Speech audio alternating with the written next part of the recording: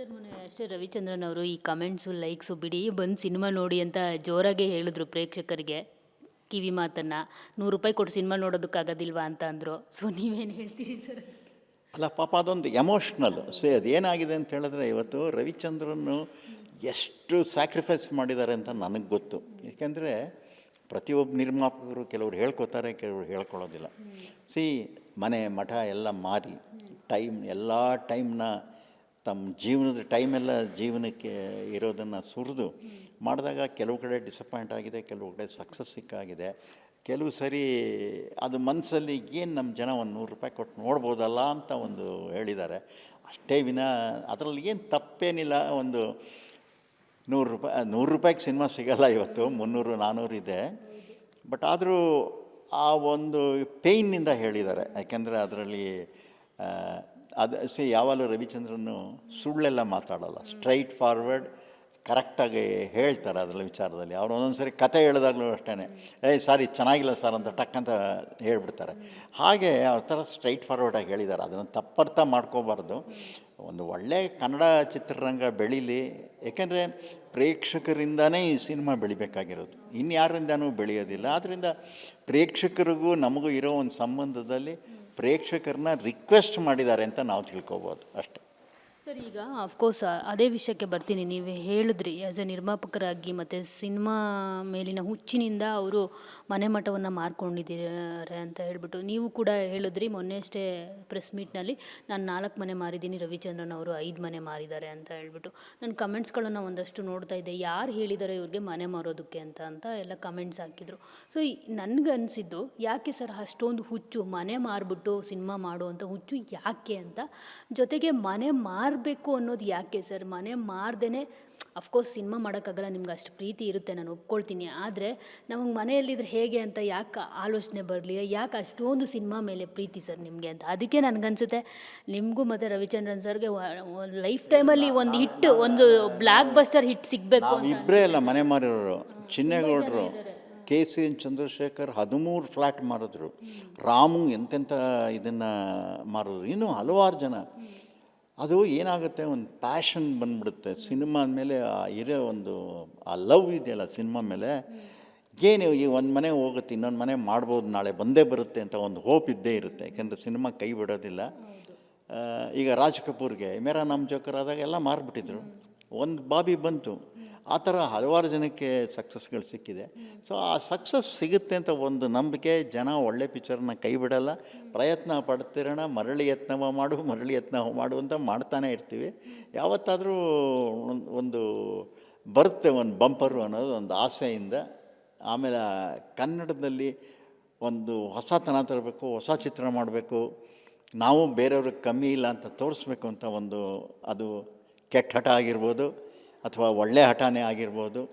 ಆಮೇಲೆ ಆ ಪ್ಯಾಷನ್ ಇದೆಯಲ್ಲ, ಆ ಪ್ಯಾಷನ್ನು ಸಿನಿಮಾದಲ್ಲಿ ನಮ್ಮನ್ನು ನಡೆಸ್ಕೊಂಡು ಹೋಗ್ತಾಯಿದೆ. ಎಲ್ಲ ಬಂದಿದ್ದೆ ಸಿನಿಮಾದಿಂದ ತಾನೆ, ನಾವೇನು ಬರ್ತಾ ಏನು ತಂದಿರಲಿಲ್ಲ, ತಂದಿದ್ದು ಸಿನಿಮಾದಿಂದ. ಕೆರೆಯ ನೀರನ್ನು ಕೆರೆಗೆ ಚೆಲ್ಲಿ ಅಷ್ಟೇ. ಅಫ್ಕೋರ್ಸ್ ಸರ್, ನಿಮಗೂ ಮತ್ತು ರವಿ ಸರ್ಗೆ ಒಂದು ಬಂಪರ್ ಹಿಟ್ ಸಿಗಲೇಬೇಕು ಅಂತ ನಾನಂತೂ ತುಂಬಾ ವೆಯ್ಟ್ ಮಾಡ್ತಾ ಇದ್ದೀನಿ.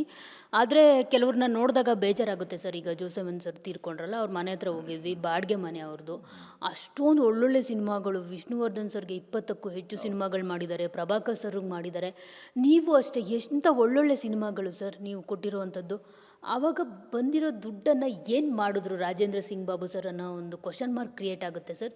ಇನ್ನೊಬ್ರು ಈ ಥರ ನಿರ್ದೇಶಕರು ಯಾರಾದರೂ ತೀರ್ಕೊಂಡಾಗ ಅವ್ರ ಸ್ಥಿತಿ ನೋಡಿದಾಗ ಏನು ಮಾಡಿದ್ರು ಆ ದುಡ್ಡನ್ನೆಲ್ಲ, ಆವಾಗ ಬಂದಿದ್ದು ಬರ್ತಿತ್ತಾ ಇಲ್ವಾ ಅನ್ನೋ ಪ್ರಶ್ನೆನೂ ಕ್ರಿಯೇಟ್ ಆಗುತ್ತೆ. ಬರೀ ಹೀರೋ ಮತ್ತು ಹೀರೋಯಿನ್ಸ್ ಇವತ್ತು ನಿಮ್ಮ ಕಾಲದವರು ಎಲ್ಲರೂ ಸಿಕ್ಕಾಪಟ್ಟೆ ರಿಯಲ್ ಎಸ್ಟೇಟ್ ಅಂದರೆ ಭೂಮಿಗಳನ್ನ ಇಟ್ಕೊಂಡು ತುಂಬ ರಿಚ್ ಆಗಿದ್ದಾರೆ ಸರ್. ಎಲ್ಲರ ಮನೆಯೂ ತುಂಬ ರಿಚ್ಚಿಂದ ಕಟ್ಟಿದ್ದಾರೆ, ತುಂಬ ಸಿಕ್ಕಾಪಟ್ಟೆ ಚೆನ್ನಾಗಿದ್ದಾರೆ ಹೀರೋಗಳೆಲ್ಲ. ಸೊ ನಿರ್ದೇಶಕರು ಯಾಕೆ ಹೀಗೆ, ನಿರ್ಮಾಪಕರು ಯಾಕೆ ಹೀಗೆ ಅನ್ನೋದೊಂದು ಅರ್ಥ ಆಗ್ತಿಲ್ಲ ಸರ್. ನೀವು ಕೂಡಿಡ್ಲಿಲ್ವಾ? ಅದರ್ವೈಸ್ ನಿಮ್ಮದೇ ತಪ್ಪ? ಅದರ್ವೈಸ್ ಏನು ಅಂತ ಗೊತ್ತಿಲ್ಲ. ನಮ್ಮ ಪ್ಯಾಷನ್ನು ಸಿನಿಮಾ ಮೇಲೆ ಇದೆಯಲ್ಲ, ಇಲ್ಲಿಂದ ಸಂಪಾದನೆ ಮಾಡಿದ್ದೀವಿ. ಏನು ಈಗ ಒಂದು ಮನೇಲಿ ಇದ್ದೀವಿ, ಇದು ನಮ್ಮ ಸ್ವಂತ ಆದರೆ ನಮ್ಮ ಸ್ವಂತ ಅನ್ಕೋತೀವಿ. ಬಾಡಿಗೆಯಲ್ಲಿದ್ದರೂ ಬಾಡಿಗೆ ಕೊಟ್ಟಾದ್ಮೇಲೆ ಆ ತಿಂಗಳು ನಮ್ಮದೇ ಇದು ಅಂದ್ಕೊಂಡಿರ್ತೀವಿ. ಈಗ ನಾನು ಬಾಡಿಗೆ ಮನೇಲೆ ಇರೋದು, ನಾನೇನು ಸ್ವಂತ ಮನೇಲಿ ಇಲ್ಲ. ಹಾಗೆ ಇದು ರಿಚ್ ಕಿಡ್ ಇಲ್ಲಪ್ಪ. ಅಯ್ಯೋ ನನ್ನ ಹತ್ರ ನನಗೆ ನನ್ನ ಮನೆಯೂ ಬಾಡಿಗೆ, ನನ್ನ ಕಾರು ನನ್ನ ಮಗಳಿಗೆ ಕೊಟ್ಟಿರೋದು. ನಿಮ್ಮ ತಂದೆಯವರು ತುಂಬ ಶ್ರೀಮಂತರು, ಅದು ಹೇಳ್ತಾ ಇರೋದು. ತುಂಬ ತಲಾಂತರದಿಂದ ನೀವು ಶ್ರೀಮಂತರೇ ತಾನೇ ಸರ್? ಶ್ರೀಮಂತ ಅಂದರೆ ನಾವು ಒಂದು ಮಿಡ್ಲ್ ಕ್ಲಾಸ್ ಫ್ಯಾಮಿಲಿ, ನಾವೇನು ರಾಜ ಮಹಾರಾಜರಲ್ಲ.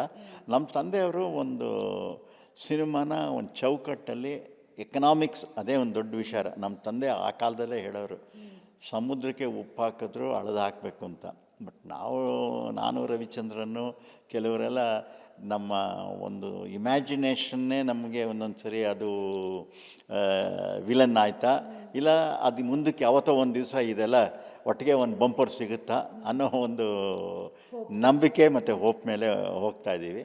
ಖಂಡಿತ ನಾವು ಒಂದು ದಿವಸ ಗೆಲ್ತೀವಿ ಅಂತ ನನಗೆ ಇನ್ನೂ 100% ಇದೆ.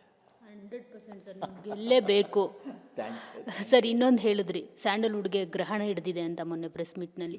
ಯಾಕೆ ಆ ಮಾತು ಬಂತು ಅಂತ ಹೇಳ್ಬಿಟ್ಟು? ಇವತ್ತೇನಾಗಿದೆ ಅಂತ ಹೇಳಿದ್ರೆ ಪೂರ ವ್ಯವಸ್ಥೆನೇ ಹಿಂದೆ ಮುಂದೆ ಆಗ್ಬಿಟ್ಟಿದೆ. ಪರಭಾಷಾ ಚಿತ್ರಗಳಿಗೆ ಇರುವ ಒಂದು ಪ್ರೋತ್ಸಾಹ ನಮ್ಮ ಕನ್ನಡ ಚಿತ್ರಗಳಿಗಿಲ್ಲ. ನಾವು ಚಿತ್ರ ರಿಲೀಸ್ ಮಾಡ್ಬೇಕಾದ್ರೆ ಎಕ್ಸಾಮಲ್ಲಿ ಮಾಡಬೇಕು, ಕ್ರಿಕೆಟ್ ಮ್ಯಾಚಲ್ಲಿ ಮಾಡಬೇಕು, ಬರಗಾಲದಲ್ಲಿ ಮಾಡಬೇಕು. ಅವಾಗೆಲ್ಲ ಯಾವ ಪಿಕ್ಚರ್ಗಳಿಗೂ ಬರೋಲ್ಲ.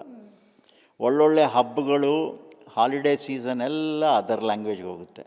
ಸೊ ಹೀಗಾಗಿ ನಮಗೆ ಒಂದು ಅಪೋಸಿಷನ್ ಅನ್ನೋದೇ ಅದರ್ ಲ್ಯಾಂಗ್ವೇಜ್ ಆಗಿಬಿಟ್ಟಿದೆ. ಈಗ ನಮ್ಮ ಚಿತ್ರಗಳು ಅಲ್ಲೆಲ್ಲ ಓಡೋದೇ ಇಲ್ಲ, ಆಯಿತಾ? ಈಗ ಮಲಯಾಳಂ ಫಿಲಮ್ಮು ಉದಾಹರಣೆಗೆ ತಗೊಳ್ಳಿ, 5,000 ರೂಪಾಯಿಗೆ ಒಂದು ಪ್ರಿಂಟ್ ತರ್ತಾಯಿದ್ರು ನಾವು ನೋಡ್ದಂಗೆ. ಇವತ್ತು 10 ಕೋಟಿ 15 ಕೋಟಿ ಮಲಯಾಳಂ ಫಿಲಮ್ಸ್ಗೆ. ಎಲ್ಲಿದೆ ಆ ಮಲಯಾಳ ಫಿಲಮ್ಸು? ಕೋರಮಂಗಲದಲ್ಲಿದೆ, ಇಂದಿರಾನಗರದಲ್ಲಿದೆ, ಆರ್ ಟಿ ನಗರದಲ್ಲಿದೆ. ಅಲ್ಲೆಲ್ಲ ಕನ್ನಡಕ್ಕೆ ಥಿಯೇಟ್ರ್ಗಳೇ ಇಲ್ಲ. ಈ ಥಿಯೇಟ್ರ್ಗಳೇ ಒಂದು ದೊಡ್ಡ ಇದು. ಇವತ್ತು 600 ಥಿಯೇಟ್ರ್, ಈ ಮಲ್ಟಿಪ್ಲೆಕ್ಸ್ ಎಲ್ಲ ನಮಗೆಲ್ಲ ಇರೋದು ಅದು ಅದರ್ ಲ್ಯಾಂಗ್ವೇಜ್ಗೆ. ಅದೇ ದೊಡ್ಡ ಗ್ರಹಣ. 1,000 ರೂಪಾಯಿ ಕೊಟ್ಬಿಟ್ಟು ಪಾಪ ನಮ್ಮ ಆಡಿಯನ್ಸಲ್ಲಿ ಇವತ್ತು ಈ ಮಲ್ಟಿಪ್ಲೆಕ್ಸಿಂದನೇ ನಮ್ಮ ಮಿಡ್ಲ್ ಕ್ಲಾಸ್ ಆಡಿಯನ್ಸ್ ನಮ್ಮಿಂದ ದೂರ ಆಗಿದ್ದು. ಅವ್ರು ಹೋಗೋಕ್ಕಾಗಲ್ಲ. ಐ ಟಿಕೆಟ್ ತೊಗೊಂಡು 5,000 ರೂಪಾಯಿ ಕೊಟ್ಬಿಟ್ಟು 2,000 ರೂಪಾಯಿ ಖರ್ಚು ಮಾಡಿ ಹೋಗೋಕ್ಕೆ ಕಾಮನ್ ಮ್ಯಾನ್ಗೆ ಆಗೋದೇ ಇಲ್ಲ. ಸೊ ನಾವು ಅದನ್ನು ಸರ್ಕಾರಕ್ಕೆ ತುಂಬ ದಿವಸದಿಂದ ಹೇಳ್ತಾ ಇದ್ದೀವಿ, ಒಂದು ಜನತಾ ಥಿಯೇಟರ್ಸ್ ಮಾಡಿ 100 ರೂಪಾಯಿ 75 ರೂಪಾಯಿಗೆ ಸಿನಿಮಾ ತೋರಿಸ್ಬೇಕು ಅಂತ. ಸರ್ಕಾರಕ್ಕೂ ಆಸೆ ಇದೆ, ಸರ್ಕಾರ ಆರ್ಡ್ರು ಮಾಡಿದೆ. 50 ಲಕ್ಷ ರೂಪಾಯಿ ಸಬ್ಸಿಡಿ ಕೊಡ್ತೀವಿ ಥಿಯೇಟ್ರ್ ಕಟ್ಟಿದ್ರೆ ಅಂತ ಹೇಳ್ತಾರೆ. ಬಟ್ ಅದು ಕಟ್ಟೋಕ್ಕಾಗ್ದಂಗೆ ರೂಲ್ಗಳು ಮಾಡ್ತಾರೆ. ಸೊ ಈ ಥರದ್ದೆಲ್ಲ ಇವತ್ತು ಥಿಯೇಟ್ರ್ 600 ಥಿಯೇಟ್ರ್ 400 ಥಿಯೇಟ್ರಿಗೆ ಬಂದುಬಿಟ್ಟಿದೆ. ಸೊ ಸಿಂಗಲ್ ಥಿಯೇಟ್ರ್ನಲ್ಲೇ ನಂಬಿರೋದು ನಾವೆಲ್ಲ. ಮಲ್ಟಿಪ್ಲೆಕ್ಸ್ನೆಲ್ಲ ನಾವು ನಂಬಕ್ಕೆ ಇಲ್ಲ, ಯಾಕೆಂದರೆ ಅದು ಅದರ್ ಲ್ಯಾಂಗ್ವೇಜಿಗೆ ಬರ್ಕೊಟ್ಬಿಟ್ಟಿದ್ದೀವಿ. ಅದು ಅವ್ರಿಗೆ ಬೇಕಾಗಿರೋದು ಅದರ್ ಲ್ಯಾಂಗ್ವೇಜು. ನಮ್ದು ಯಾವುದೋ ಟೈಮ್ಗೆ ಫಿಲ್ ಇನ್ ದಿ ಬ್ಲ್ಯಾಂಕ್ಸ್ ಹಾಕ್ತಾರೆ ಅಷ್ಟೇ ಅವರು. ಆದ್ದರಿಂದ ಇದೊಂದು ಗ್ರಹಣನೇ ಹಿಡಿದಿದೆ.